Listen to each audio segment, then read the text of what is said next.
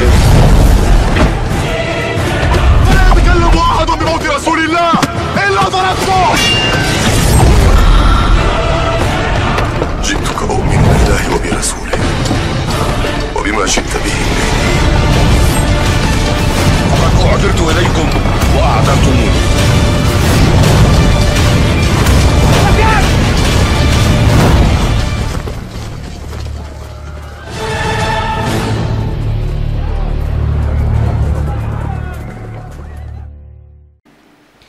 Dan kita masih pada pembahasan yang kedua, ahdafus syaitan, misi-misi syaitan. Sudah dijelaskan di depan pada pertemuan yang telah lalu bahwa syaitan memiliki dua misi. Misi yang pertama adalah misi jangka panjang, wa huwa nihayatu al-ahdaf. Itu adalah akhir dari misinya adalah mengajak manusia untuk masuk ke dalam neraka Allah. Kemudian yang kedua adalah misi jangka pendek ya, dan ini sudah kita bahas beberapa poin. Misi jangka pendek yang pertama adalah menjerumuskan anak Adam ke dalam kesyirikan dan kekufuran. Kemudian yang kedua adalah menjerumuskan anak Adam ke dalam berbagai dosa dan maksiat. Yang ketiga adalah menjerumuskan anak Adam ke dalam bid'ah. Kemudian yang keempat adalah menghalang-halangi anak Adam dari melaksanakan ketaatan kepada Allah. Kemudian yang kelima adalah merusak ibadah atau merusak ketaatan yang sedang atau telah dikerjakan oleh anak Adam. Sampai mana sekarang ikhwah? Daf'us syaitan itu ya. Daf'us syaitan al-insana lil mururi baina yadayil musalli. Ini adalah termasuk salah satu metode syaitan merusak amalan ibadah yang dikerjakan oleh anak Adam. Adalah syaitan akan mendorong orang untuk lewat di hadapan orang yang salat. Hati-hati ini.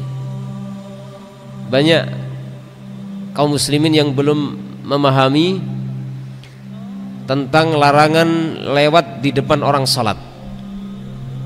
Ya. Jadi lewat di hadapan orang salat itu hukumnya adalah haram, dan itu adalah merupakan salah satu perbuatan syaitan. Syaitan merusak salat seorang hamba diantaranya dengan mendorong orang agar lewat di depan orang yang salat. Ya. Dan ini sepertinya di masyarakat masih banyak yang belum mengetahui hal ini. Terbukti kalau kita salat di masjid-masjid, kadang-kadang ada orang yang selonong boy gitu aja. No problem dia lewat di depan orang salat. Ketika dicegat, tangannya dilempar ya. Cegat gini tangannya dilempar. Atau marah-marah bahkan. Ya, pernah ada satu kejadian, ada seorang ikhwah yang salat di suatu masjid, kemudian ada orang lewat persis di depannya, kemudian dihalang-halangi begini, tangannya dilempar. Hus, hoi. Terus ditungguin sampai selesai salat. Setelah selesai salat, dimarahi habisin. Kenapa kamu salat gini-gini? Padahal dia yang salah, yang lewat gitu kan. Ya, itu karena keawaman, karena ketidaktahuan, karena belum tahu. Kita lihat bagaimana yang beliau katakan, daf'us syaitan al-insana lil mururi baina yadayil musalli. Setan akan mendorong manusia agar lewat di depannya orang yang salat. Ini salah satu cara merusak ibadah salat. An Abi Salihin As-Samman, sebuah riwayat dari Abi Salih As-Samman, beliau mengatakan atau bercerita, ra'aitu Abu Sa'id Al-Khudri, ashabun Nabi, min ashabin Nabi sallallahu alaihi wasallam. Saya pernah melihat sahabat Abu Sa'id Al-Khudri. Abu Salih ini adalah seorang ulama dari kalangan tabi'in. Ra'aitu Abu Sa'id Al-Khudri, saya pernah melihat sahabat Abu Sa'id Al-Khudri fi yaumil jum'ati, pada hari Jumat, yusalli ila syai'in yasturuhu minan nas. Dia salat menghadap satu benda, yang benda itu untuk menghalang-halangi orang jangan sampai lewat di depannya gitu. Sutroh gitu ya bahasanya, pakai sutroh di depannya. Ada sesuatu yang ditaruh di depannya untuk menghalangi biar orang tidak lewat di depan orang salat. Ya. Kemudian apa yang terjadi? Fa'arada syabun min bani Abi Mu'aid ayataza baina yadayhi. Kemudian ada seorang pemuda dari kalangan Bani Abi Mu'aid yang dia ingin lewat di hadapan sahabat Abi Sa'id. Fadafa'a Abu Sa'idin fi sadrihi. Maka Abu Sa'id mendorong dadanya, ditahan gitu kan. Begini atau begini. Ya.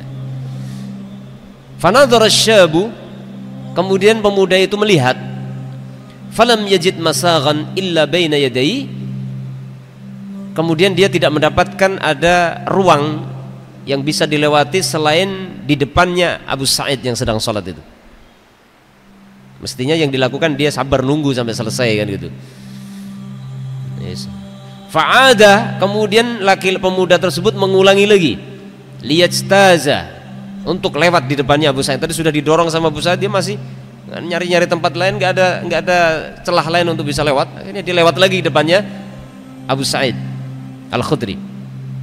Ya. Fadafa'uhu Abu Sa'idin asyadda minal ula. Kita lihat bagaimana perbuatan sahabat. Maka Abu Sa'id pun mendorongnya lebih kuat dari yang pertama. Ya, didorong lebih kuat. Ini menunjukkan kalau ada orang lewat depan salat itu harus benar-benar kita tahan gitu. Fanala min Abi Sa'idin, kemudian pemuda itu pun menahan apa yang dilakukan Abu Sa'id, dalam artian dia diam di situ. Kemudian summa dakhala Marwan fasyaka ilaihi malakiya min Abi Sa'id, kemudian masuklah Marwan. Ya, kemudian pemuda itu mengadu kepada Marwan atas apa yang dia dapatkan dari perlakuan Abi Sa'id tadi. Ya. Wa dakhala Abu Sa'idin khalfahu, dan Abu Sa'id pun masuk mengikuti di belakangnya ala Marwan. Wa dakhala Abu Sa'idin khalfahu ala Marwan. Ya. Faqala, kemudian Marwan pun berkata, malaka wa li bani akhika ya Abu Sa'id. Ada apa antara dirimu dan antara anak saudaramu wahai Abu Sa'id? Dikira ini bertengkar dikira. Jadi bertanya begitu. Qal, maka Abu Sa'id Al-Khudri radhiyallahu anhu berkata atau menjawab, sami'tu an-nabiyya sallallahu alaihi wasallam yaqul, saya pernah mendengar Nabi sallallahu alaihi wasallam bersabda, idza shalla ahadukum ila syai'in, jika ada salah seorang di antara kalian sedang salat menghadap ke suatu benda, yasturuhu minan nas, yang benda itu menghalang-halangi dari manusia, fa arada ahadun, kemudian ada seseorang yang menginginkan ayajtaza baina yadayhi, menginginkan untuk lewat di depannya. Maksudnya sudah dikasih sutroh begini, jadi harusnya jangan lewat sini. Misalkan saya sedang sholat di sini, maka mestinya lewat sini, nggak boleh lewat sini kan gitu ya. Ya. Yasturuhu minan nas, yang benda tersebut menghalangi dari manusia. Kemudian ada seseorang yang ingin lewat di hadapannya, sudah dikasih sutroh gini masih ada lewat. Falyadfa'hu, maka hendaknya dia menahan, ditahan itu, jangan sampai lewat. Misalnya gini sutroh ya, orang mau lewat sini, tahan gitu. Jangan biarkan, ditahan. Ya. Bagaimana kalau ditahan tetap ngeyel? Fa'in abah, kata Nabi, kalau dia enggan, sudah ditahan masih nyelonong saja, falyuqatilhu, maka perangilah dia. Fa'innama huwa syaitan, karena sesungguhnya dia adalah syaitan. Apa maksudnya perangi? Sholat sambil bawa pisau, bawa keris, bawa parang, tahan nggak bisa, bukan begitu. Lihat penjelasan para ulama. Jadi kalau antum baca dalam fikih, para ulama banyak menjelaskan tentang maksud perangi dia. Artinya adalah mengsikapi orang tersebut dengan tegas, dengan lebih kuat lagi. Jadi kalau ditahan biasa dia masih lewat, tahan betul gitu kan. Kalau sudah ditahan betul dia tetap bablas, ya udah jangan dikejar. Kejar-kejaran nanti repotan tuh. Seperti yang dicontohkan Abu Sa'id ini, kan 2 kali kejadian itu kan. Yang pertama ditahan biasa, didorong, kemudian dia diam, kemudian diulangi lagi, maka Abu Sa'id menahan lebih kuat lagi. Jadi maksudnya kalimat al-qital falyuqatilhu di sini bukan berarti memerangi dia kemudian berantem, pukul-pukulan, main tonjok, bukan begitu maksudnya. Ditahan lebih kuat lagi maksudnya. Ini menggambarkan, mengkinayahkan keharusan untuk menahan dengan sungguh-sungguh orang yang lewat di depan orang yang salat. Ya. Kemudian Rasulullah menegaskan fa innama huwa syaitan, karena sungguhnya dia orang lewat itu adalah setan dia. Ya, orang yang lewat depan orang salat itu setan dia katanya.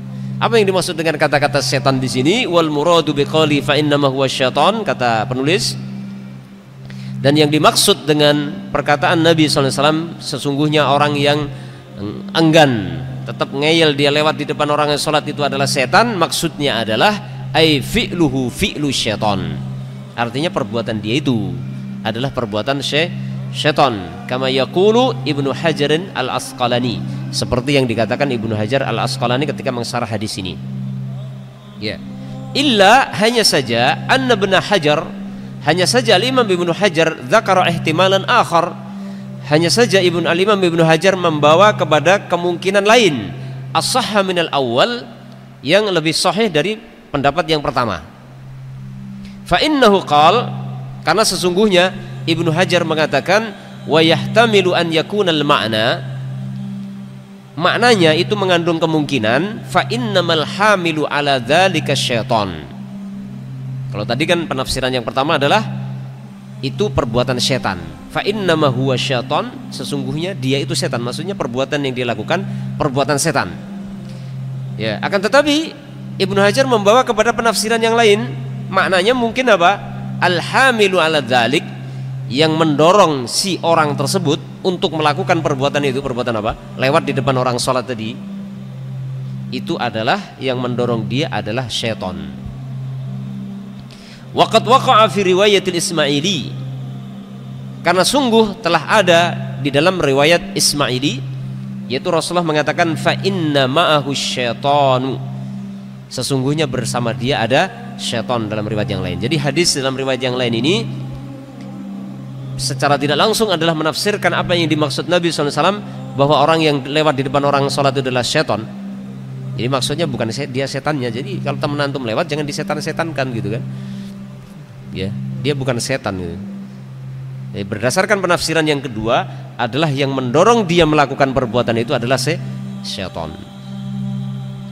Wa nahwuhu aw wa nahwihi li muslimin, dan semisal hadis tersebut dalam riwayat Imam Muslim min hadis Ibnu Umar bilafzi fa inna ma'ahul qarin.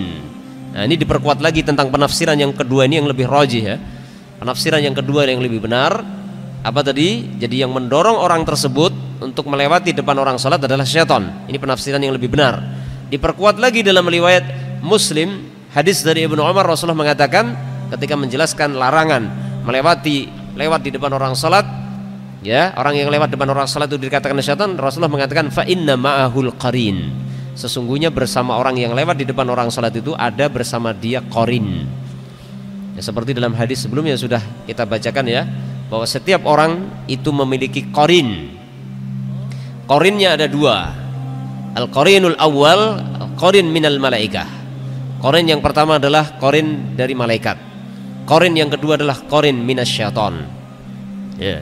Jadi kita antum dimanapun pergi, antum didampingi oleh qarin, malaikat dan syaitan. Cuman nggak kelihatan. Nggak tahu kalau kelihatan gimana, apa jadinya kalau kelihatan.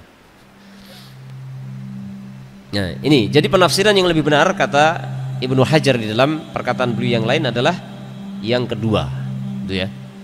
Jadi maksud dari hadis orang yang melewati depan orang sholat sudah dihalang-halangi tetap ngeyel lewat, itu adalah setan. Yang dimaksud di situ adalah setan di situ maksudnya adalah apa? Imma penafsiran yang pertama, artinya perbuatan dia adalah perbuatan setan. Penafsiran yang kedua, dan itu yang lebih kuat, yang lebih sahih kata di sini kata Ibnu Hajar di sini adalah maksudnya yang mendorong dia adalah setan. Ya. Kemudian Itu salah satu contoh saja. Salah satu contoh bagaimana syaitan merusak ibadahnya anak Adam. Yaitu dengan apa? Merusak sholat. Dengan cara mendorong orang untuk lewat di depan sholat, di depan orang yang sedang sholat. Kullu mukhalafatin lirrahmani fahiya ta'atun lisyaitan. Kemudian berikutnya apa? Segala bentuk perbuatan menyelisih Allah, menyelisih perintah Allah Ar-Rahman, apapun gitu ya, fahiya ta'atun lisyaitan, maka itu adalah pada dasarnya ketaatan kepada syaitan. Jadi segala bentuk perbuatan menyelisih ketaatan kepada Allah, maka itu pada dasarnya adalah merupakan perbuatan ketaatan kepada syaitan. Ya. Apa itu mukhalafatul lirrahman? Mukhalafatul lirrahman jelas ada dua macam. Yang pertama adalah mukhalafatul lirrahman dalam bentuk apa? Fi'lun nawahi, mengerjakan larangan, yang larang malah dikerjakan. Yang kedua adalah tarku al-awamir, meninggalkan perintah. Yang Allah larang dikerjakan, yang diperintahkan malah ditinggal. Ya kan?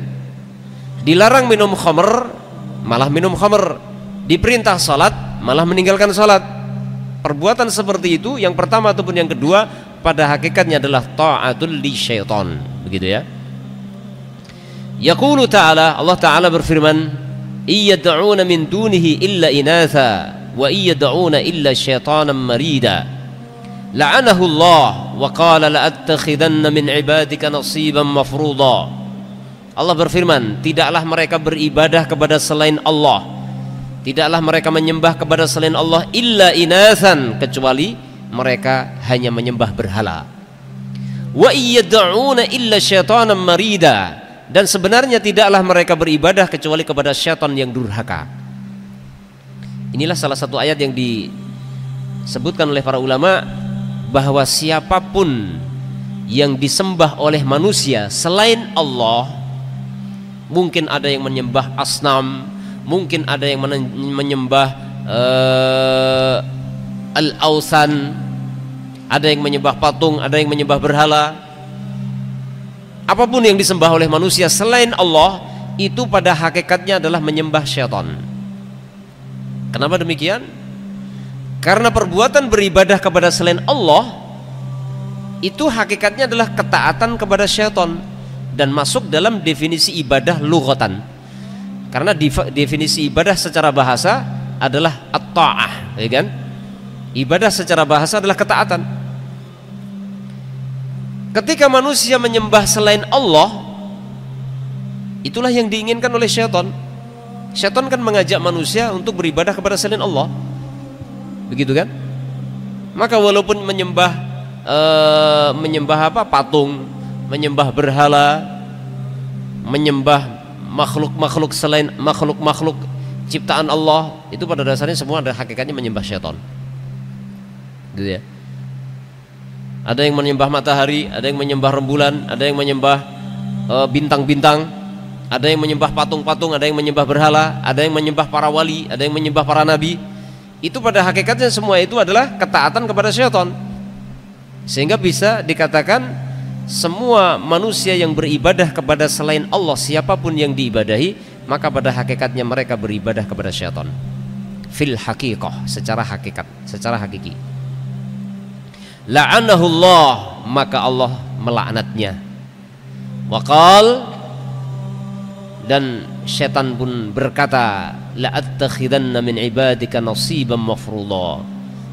Syaitan telah berkata, benar-benar sungguh aku akan mengambil dari hamba-hambamu ya Allah bagian yang telah ditentukan. Maksudnya apa? Bagian yang ditentukan untuk hamba-hamba Allah adalah fitrah untuk beribadah kepada Allah, itu akan diambil oleh syaitan, sebagaimana nanti akan dijelaskan.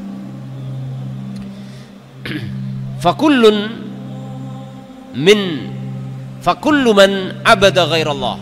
Di sini beliau mengatakan, fakullu man abada ghairallah min sanamin aw wasanin aw syamsin wa qamarin aw hawa aw insanin aw mabda'in.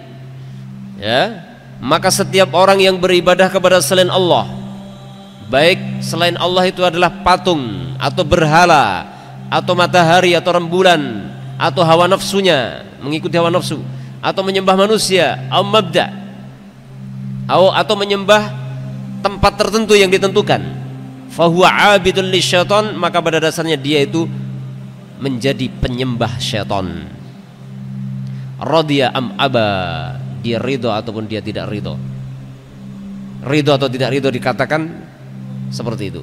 Hatta termasuk orang yang menyembah para nabi dan para malaikat. Ya. Orang-orang yang menyembah nabi, orang-orang yang menyembah malaikat, menyembah orang soleh dengan berbagai macam argumentasi yang mereka ungkapkan, maka pada dasarnya mereka menyembah syaitan. Radiya am aba, ridho ataupun tidak ridho dikatakan begitu, tetap menyembah syaitan. Dan itu sesuai dengan makna ibadah secara bahasa. Li'annal ibadah, ta'riful ibadah fil lughah at-ta'ah. Definisi ibadah secara bahasa adalah ketaatan. Ya. Ketaatan kepada syaitan apapun pada dasarnya itu adalah ibadah kepada syaitan. Li'anna syaitana, alasan li'anna syaitana huwal amir bidzalik wal muraghibu fih. Karena sesungguhnya syaitanlah yang memerintahkan untuk itu. Karena syaitanlah yang memerintahkan untuk beribadah kepada selain Allah. Wal muraghibu fihi, dan yang mendorong, memberi motivasi, memberikan support kepada manusia agar semangat nyembah selain Allah. Walidzalik fa inna ubadal malaikati, oleh karena itu maka sesungguhnya para penyembah-penyembah malaikat, ya'buduna syaitana fil haqiqah, itu mereka menyembah setan pada hakikatnya. Ya.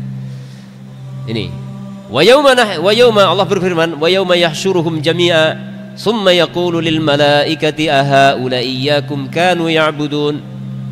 Dan pada hari di saat Allah mengumpulkan manusia semua, maka Allah akan bertanya kepada malaikat, ahaula iyyakum kanu ya'budun, wahai para malaikat, apakah mereka-mereka ini, ya, apakah mereka-mereka ini beribadah kepada kalian?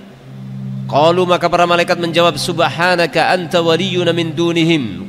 Para malaikat menjawab, maha suci engkau wahai Allah, anta waliyuna min dunihim, engkaulah kekasihku, engkaulah penolongku, bukan mereka. Bal kanu ya'budunal jin, akan tetapi mereka, orang-orang yang menyembah malaikat yang dimaksud, mereka itu menyembah jin. Aktsaruhum bihim mu'minun, kebanyakan mereka manusia itu beriman kepada jin.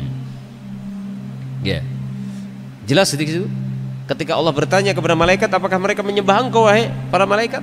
Maka malaikat bertasbih kepada Allah dan akhirnya mengatakan mereka menyembah jin, gitu ya.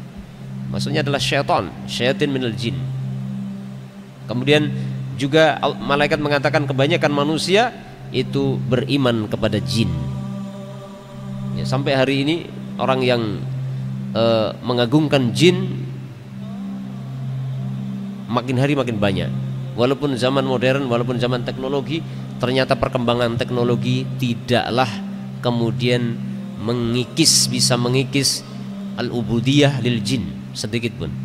Bahkan perkembangan teknologi yang semakin canggih, maka peribadahan kepada jin dikemas semakin canggih juga sesuai dengan perkembangan teknologi. Bahkan sekarang mungkin orang beribadah kepada jin itu dengan menggunakan teknologi yang canggih.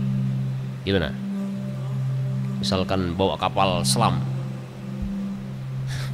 bawa kapal selam atau bawa kapal besar, ya kan begitu. Kalau zaman dulu kan orang menyembah jin yang kata mereka penguasa laut selatan, itu menggunakan perahu-perahu sampan kecil, ya begini-begini, membawa sembelihan, dibawa ke tengah laut, walaupun nanti yang makan ikan sebenarnya.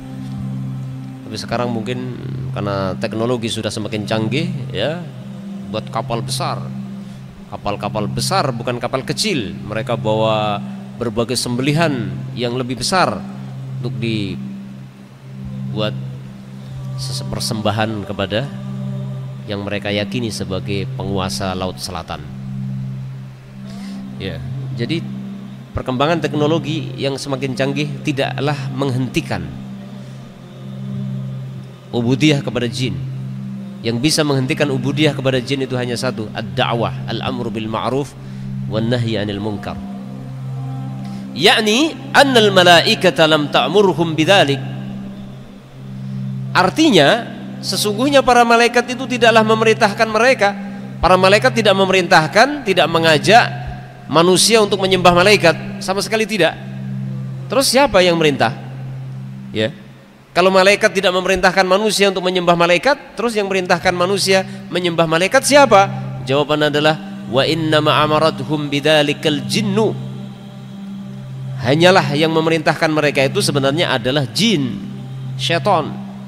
Liyakunu abidina lisyaitan alladzina yatamatsaluna lahum, agar mereka itu menjadi hamba-hamba penyembah syaitan, yatamatsaluna lahum, yang mereka menjelma, mungkin menjelma menyerupai malaikat. Kama yakunu lil asnami syayatin, sebagaimana syaitan itu memiliki patung-patung. Ya, itu dia ayuhal ikhwah. Jadi pada prinsipnya segala bentuk perbuatan menyelisih Allah Ar-Rahman itu pada dasarnya adalah merupakan ketaatan kepada syaitan, apapun bentuknya. Ya. Sehingga beribadah kepada selain Allah, apapun dan siapapun, perbuatan ibadah tersebut pada dasarnya adalah beribadah kepada syaitan. Berdasarkan bahasa, makna bahasa, secara bahasa, al-ibadatu at-ta'ah, ibadah adalah ketaatan. Yang memerintahkan manusia beribadah kepada patung, pada pohon besar, kepada selain Allah, itu adalah syaitan. Sehingga walaupun menyembah selain syaitan, pada dasarnya adalah menyembah syaitan. Kemudian diperkuat lagi dengan ayat-ayat dalam Al-Quran tentang Allah sendiri yang menyebut ibadah kepada malaikat, Allah sebut ibadah kepada jin. Ya kan? Karena yang memerintahkan ibadah kepada malaikat adalah jin, bukan malaikat merintahkan ibadah kepada malaikat. Itu hakikatnya. Al-khulasatu, kesimpulan sekarang. Wasyai'ul ladzi nulakhisu, ini yang benar nulakhisu, barangkali ada salah cetak, bukan nukhlisu, nulakhisu. Kesimpulannya adalah wasyai'ul ladzi nulakhisu ilaihi, hal yang bisa kita simpulkan adalah anna syaitana ya'muru bikulli syarrin, sesungguhnya syaitan itu akan memerintahkan segala keburukan, wa yahussu alaihi, dan akan mendorong untuk melakukan segala keburukan, wa yanha an kulli khair, dan akan menghalang-halangi, mencegah manusia dari berbagai kebaikan, wa yukhawwifu minhu, dan syaitan akan menakut-nakuti dari kebaikan agar orang tidak melakukan kebaikan, kay yartakibal awwala, agar orang melakukan yang pertama. Apa maksudnya? Melakukan kejelekan. Wa yatrukus tsaniya, dan meninggalkan yang kedua. Yang kedua maksudnya apa? Meninggalkan kebaikan. Jadi segala kebaikan dihalang-halangi oleh syaitan. Segala keburukan, syaitan akan hasung manusia untuk melakukan keburukan-keburukan tersebut. Kama qala ta'ala, sebagaimana Allah Ta'ala telah berfirman, asy-syaitanu ya'idukumul faqra wa ya'murukum bil fahsya wallahu ya'idukum maghfiratan minhu wa fadla. Syaitan akan menakut-nakuti kalian akan mendapatkan kefakiran, wa ya'murukum bil fahsya, dan syaitan memerintahkan kalian untuk melakukan perbuatan yang keji. Wallahu ya'idukum maghfiratan minhu wa fadla, padahal Allah telah menjanjikan kepada kalian ampunan darinya dan anugerah darinya. Ya. Jadi syaitan akan selalu berseberangan dengan apa yang Allah kehendaki. Maka barang siapa yang menyelisih perintah Allah, barang siapa yang melanggar larangan Allah, berarti dia beribadah kepada syaitan. Wa takhwifu iyanal faqra bi ayyakul, dan setan menakut-nakuti kita akan fakir dengan mengatakan, misalnya, in anfaqtum amwalakum iftakhartum, jika kamu menginfakkan hartamu kamu akan jadi fakir. Ya, jadi orang yang mau berinfak dihalang-halang itu, apalagi santri, udah kirimannya seling telat mau infak lagi, tambah takut. Ya bang, minal fuqara wal masakin. Ya, hatta orang kaya sekalipun, ya, hatta orang kaya. Sehingga ini salah satu penyakit, virus yang ditebarkan oleh syaitan kepada manusia, kepada hamba Allah yang akan berinfak, adalah dia akan diberikan virus, dimasukkan virus dalam hatinya berupa virus takut menjadi fakir ketika bersedekah. Apalagi yang sudah fakir, ya kan? Apalagi yang sudah miskin. Yang kaya pun akan dibuat dia merasa miskin, kan gitu. Apalagi yang sudah miskin, lebih-lebih. Wal fahsya allati ya'muruna biha, In anfaqtum amwalakum iftaqartum, jika engkau menginfakkan hartamu, maka engkau akan menjadi fakir. Enggak usah berinfak saja. Wal fahsya'u allati ya'muruna biha hiya, dan perbuatan keji yang setan perintahkan kepada kita adalah hiya kullu fi'latin fahisyah khabithatin, yaitu segala perbuatan keji, perbuatan buruk, minal bukhli waz zina, berupa penyakit bakhil dan perbuatan berzina, wa ghairu dzalika, dan lain sebagainya. Itu dia ya ikhwah, bagaimana syaitan merusak.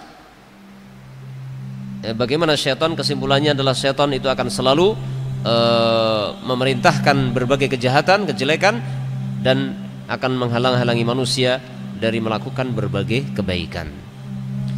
Yang keenam sekarang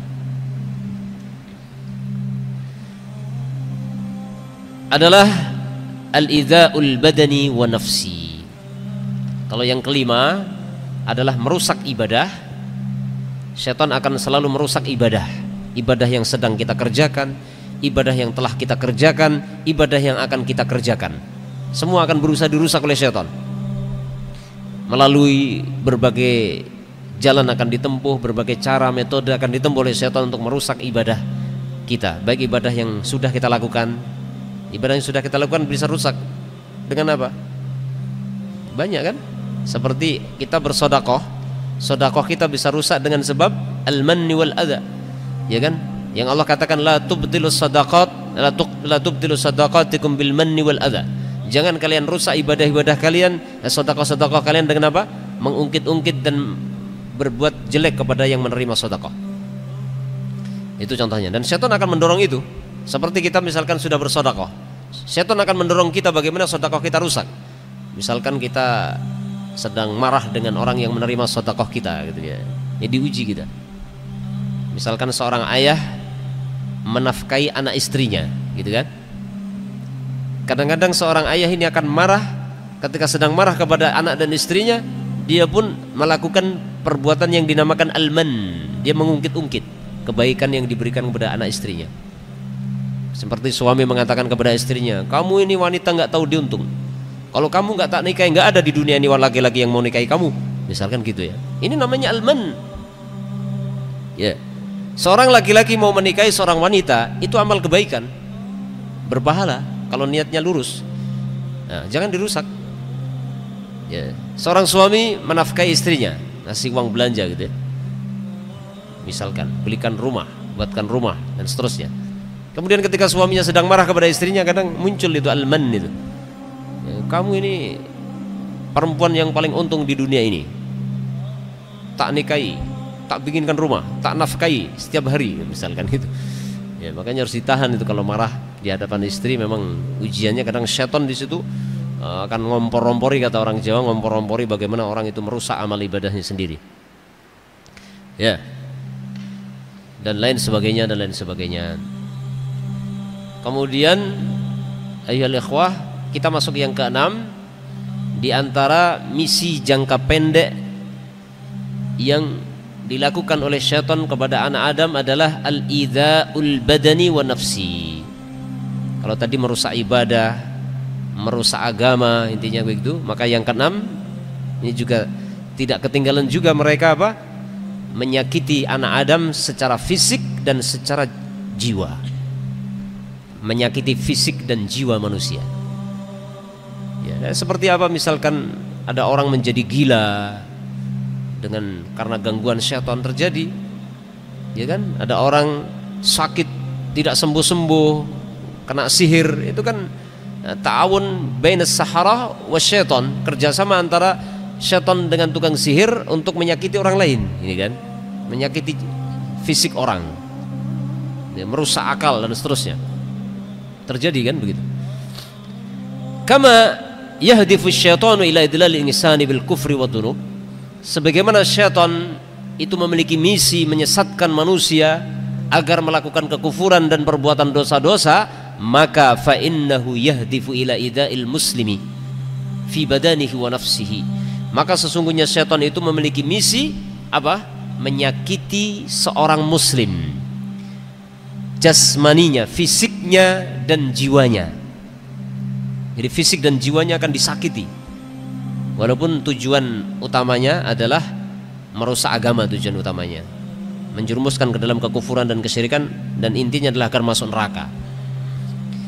Ya. Kadang-kadang ada orang mungkin akan dirusak agamanya tidak bisa oleh syaitan, ya. Tapi kadang bermula dengan disakiti fisiknya dulu. Di situ teruji kesabaran orang.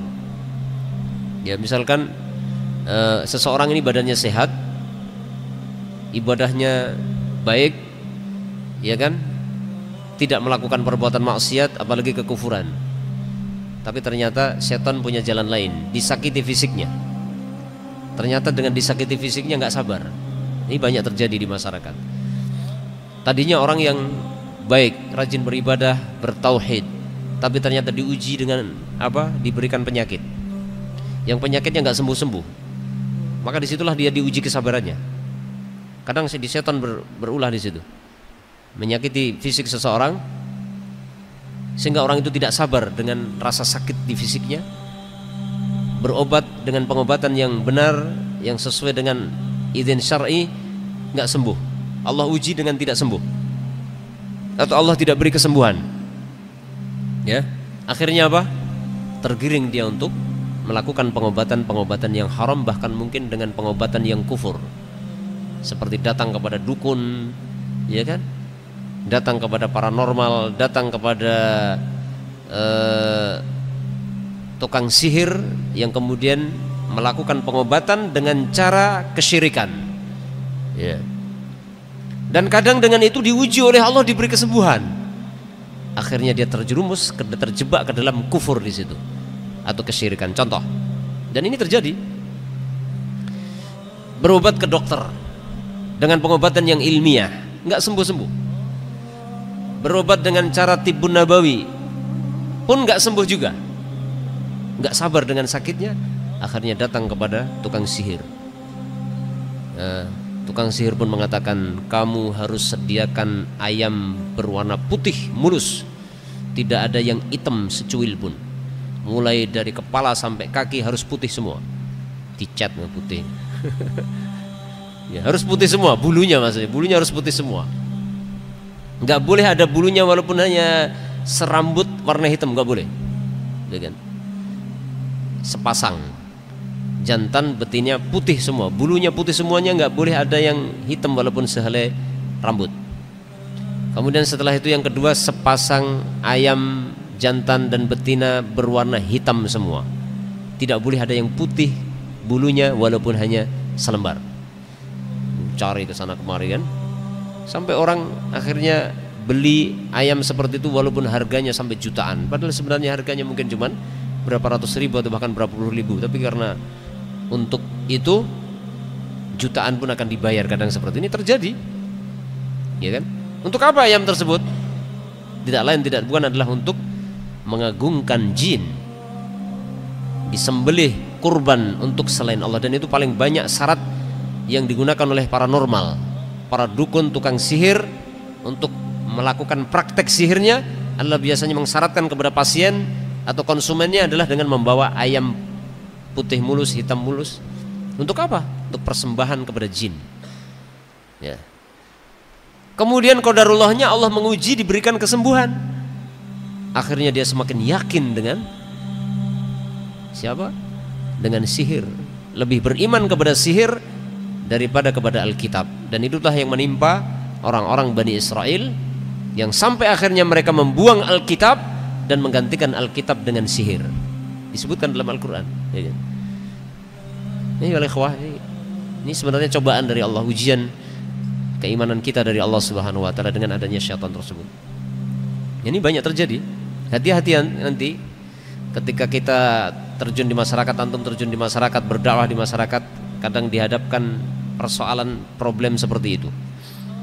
Kadang-kadang ustadz-ustadz itu didatangi oleh sebagian masyarakat yang minta solusi.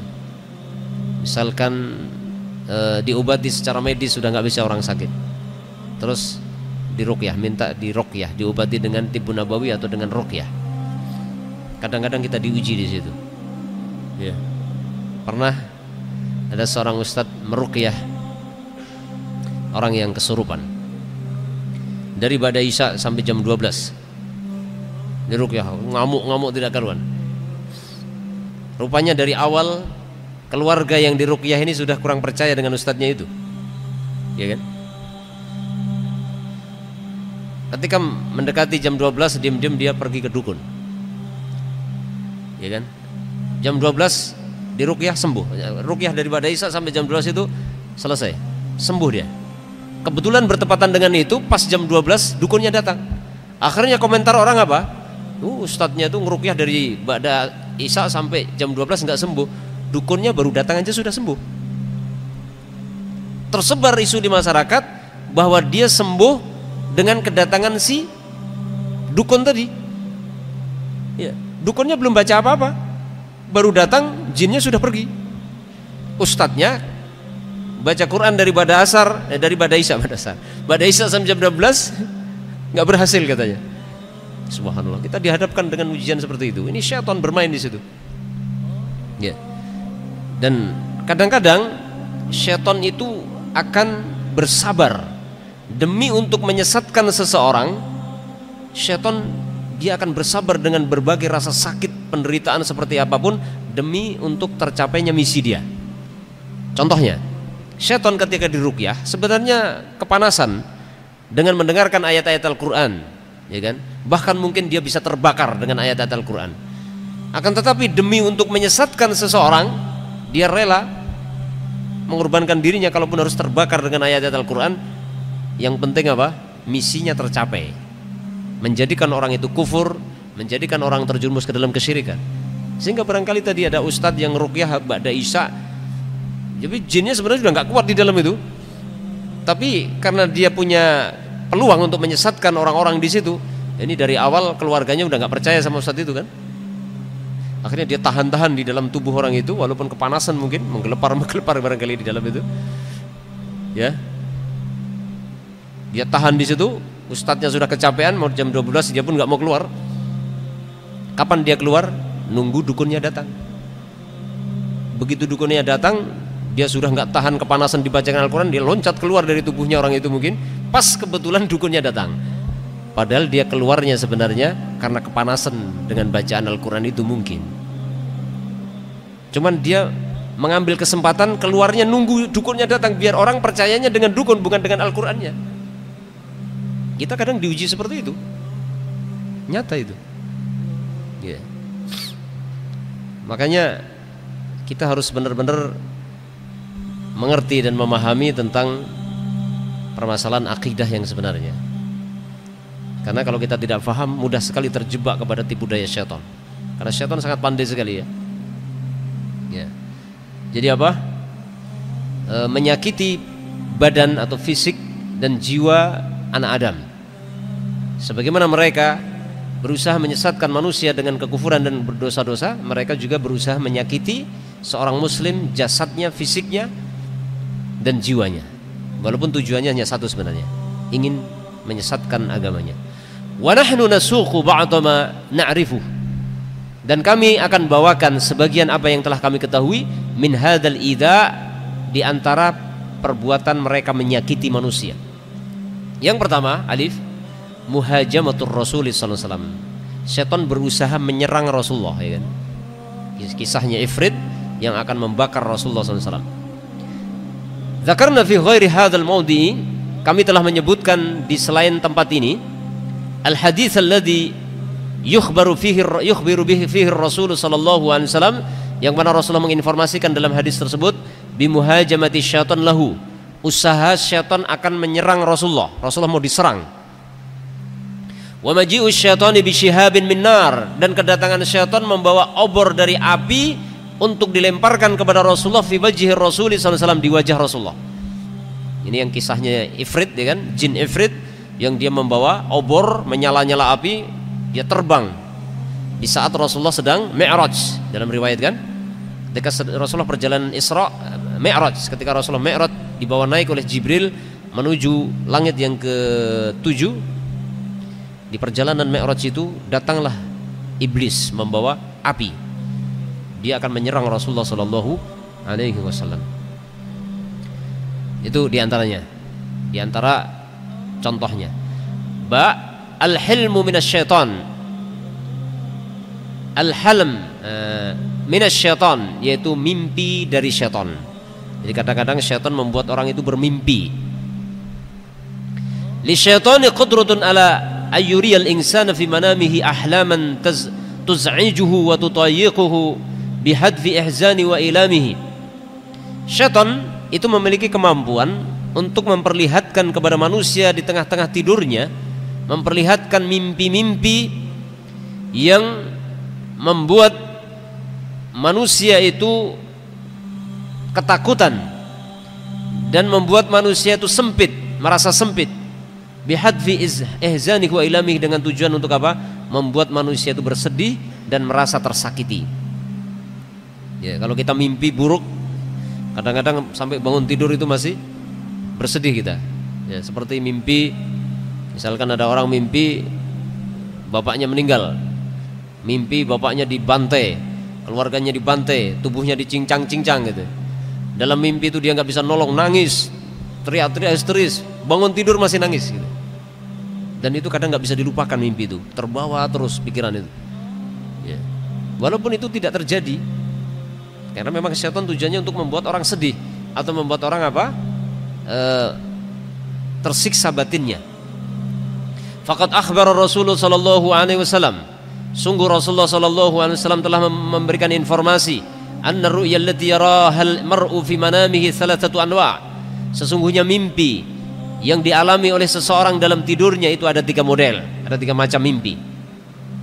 Fa'an Abi Hurairah ta'ala Nabi sallallahu alaihi wasallam, dari Abu Hurairah radhiyallahu anhu, dari Nabi sallallahu alaihi wasallam beliau bersabda, ar-ru'ya salasun, mimpi itu ada 3 macam, yaitu fabushra minar rahman, yaitu kabar gembira dari Allah ar-Rahman, wa haditsu nafsin, dan apa yang dipikirkan dalam hati. Ini mimpi karena pikiran, apa yang dipikirkan sebelum tidur terbawa tidur, yaitu haditsun nafs. Wa takhwifun minasyaiton, dan rasa takut yang dimunculkan oleh syaitan. Yang kedua ini bisa kadang orang menyebut bunga tidur. Jadi orang mau tidur mikirin nikah, mikir menikah, pas tidur mimpi jadi pengantin, bangun tidur mandi junub. Kadang-kadang begitu ya. Ini 17 tahun ke atas ya. Jadi bisa jadi mimpi itu adalah kabar gembira dari Allah. Jadi subhanallah, kadang setelah bangun tidur itu bahagia sekali, sampai berhari-hari merasa bahagia ingat mimpinya itu. Tapi ada kalanya haditsun nafs, atau apa yang dipikirkan dalam hati.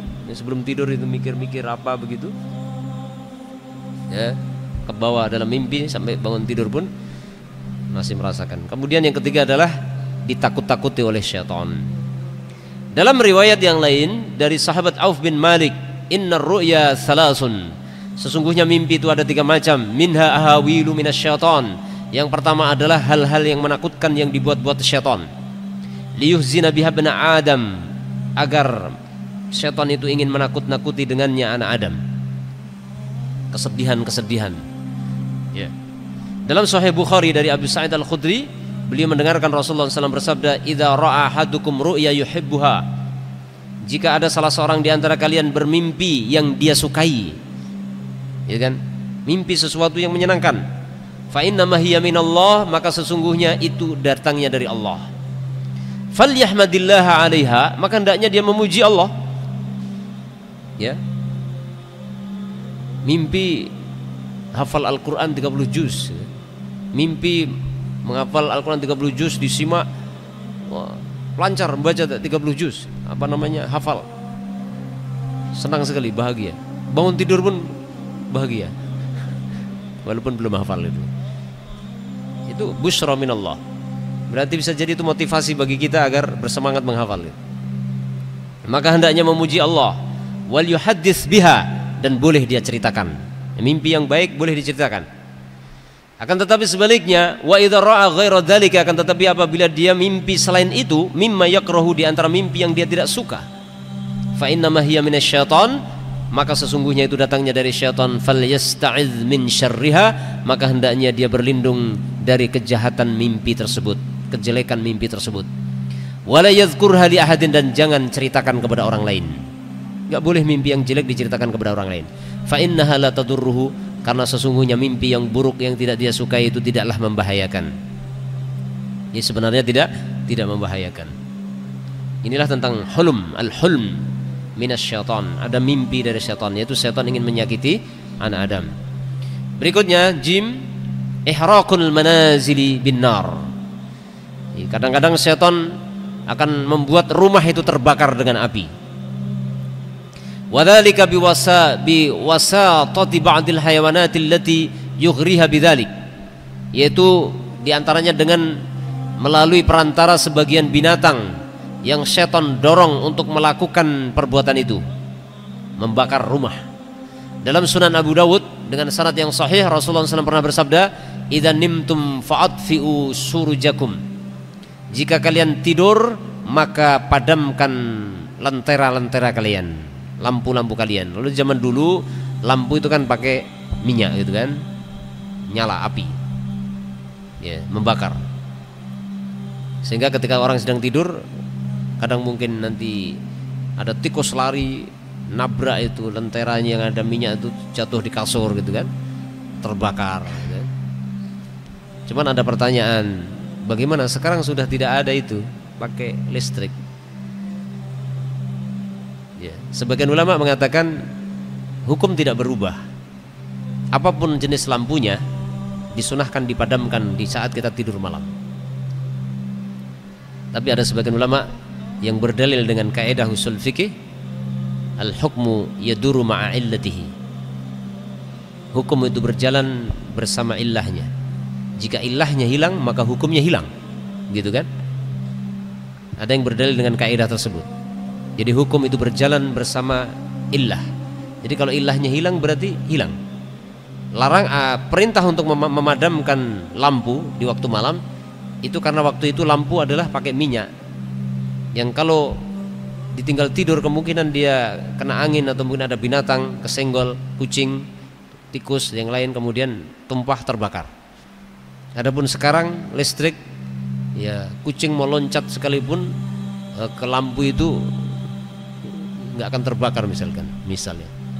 Makanya ada dua pendapat, ada yang mengatakan tidak berubah hukumnya, tetap disunahkan memadamkan lampu walaupun jenis apapun lampunya. Allahu a'lam bishawab. Ya mungkin lebih selamat adalah tetap dimatikan kalau kita tidak butuh gitu. Atau yang dinyalakan yang kira-kira aman. Jadi kata Nabi, jika kalian tidur maka padamkan lampu-lampu kalian. Fa inna syaitana yudillu misla hadhihi al-fa'rata ala hadha as-siraj fayuharriqakum.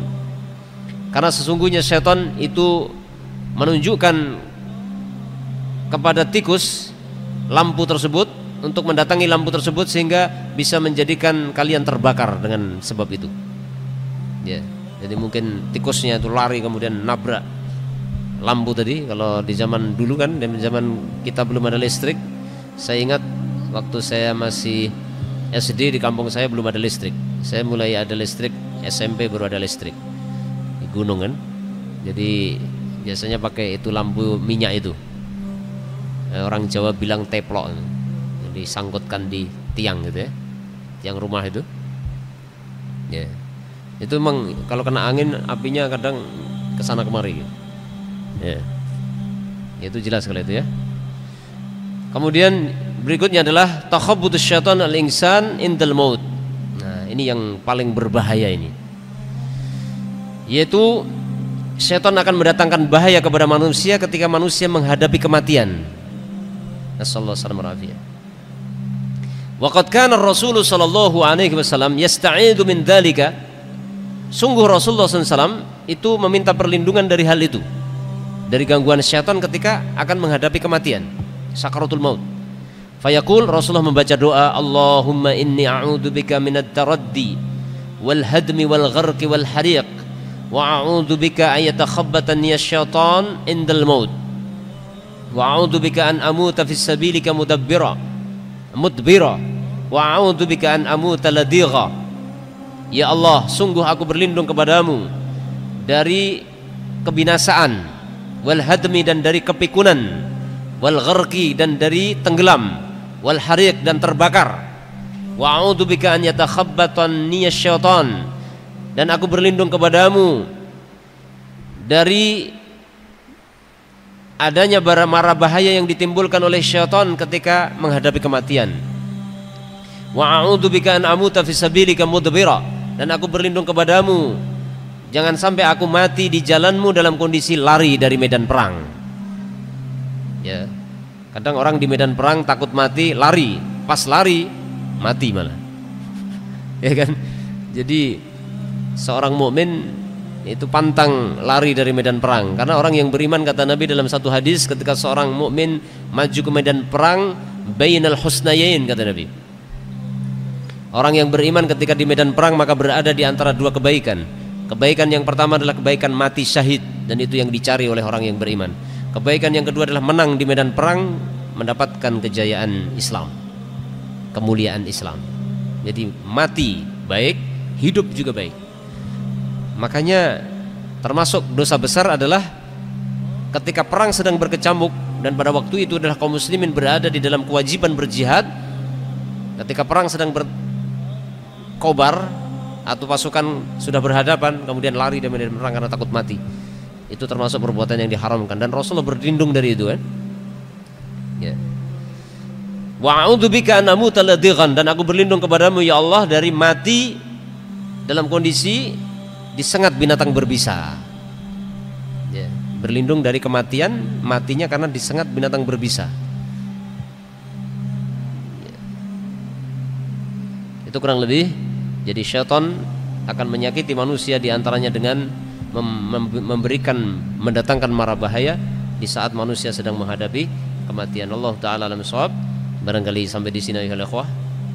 Kita lanjutkan insyaallah pertemuan yang akan datang, masih dalam bagaimana syaitan berusaha menyakiti fisik dan jiwa manusia dengan berbagai cara yang akan mereka lakukan. Dan sebenarnya semua itu tujuannya adalah ingin merusak agama kaum muslimin dengan berbagai cara. Allah Ta'ala alam shawab. Sallallahu ala nabiyyina Muhammadin wa ala alihi wasallam. Assalamualaikum warahmatullahi wabarakatuh.